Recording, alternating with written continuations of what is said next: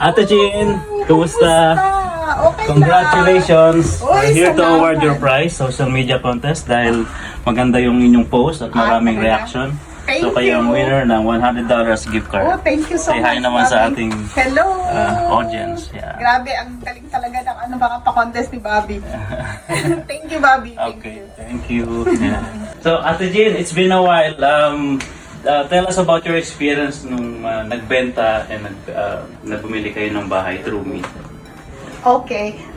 Yeah, so it's been years. That was in Yeah. 2018 nung nag-purchase kami ng house, and at the same time, we sold our old house. Mhm. It was a very good experience talaga. It was worth it na ikaw yung nakuha naming agent kasi tinulungan mo kami from the paglilipat, like from the start nung kami ay magpapashow.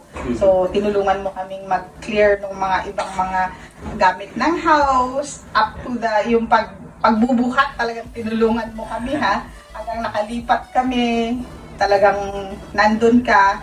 And hindi lang yun, grabe yung tulong ni Bobby sa amin kasi ang dami mong pinashow sa amin Diyos ko, yun yung alam kong challenge mo kasi ang dami kong mga demands and talagang nandun ka, sabi mo, kung hindi ka satisfied, hindi natin kukunin. Kung ano yung gusto mo, talagang yun ang kukuhanin natin. You were so patient with us, Bobby. So, I'm so glad na ikaw yung tumulong sa amin. I'm so glad Filipino rin yung yung nakuha namin. Kasi it matters also na you understand each other, yung culture, kung ano yung mga kasi minsan meron tayong mga belief na hindi acceptable sa iba, di ba? So, at least pwede mong i-understand it at the same time, let us understand also kung ano yung pros and cons ng mga bagay-bagay.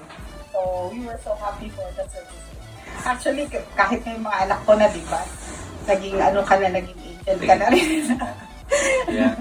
Yeah, kaya we were so happy, Bobby, and parang naging family na rin kasi all your occasions you always have us. Yeah. Maraming salamat. Yeah, salamat Ate Jean. Yeah, Thank maraming you. salamat. Yeah. Thank you.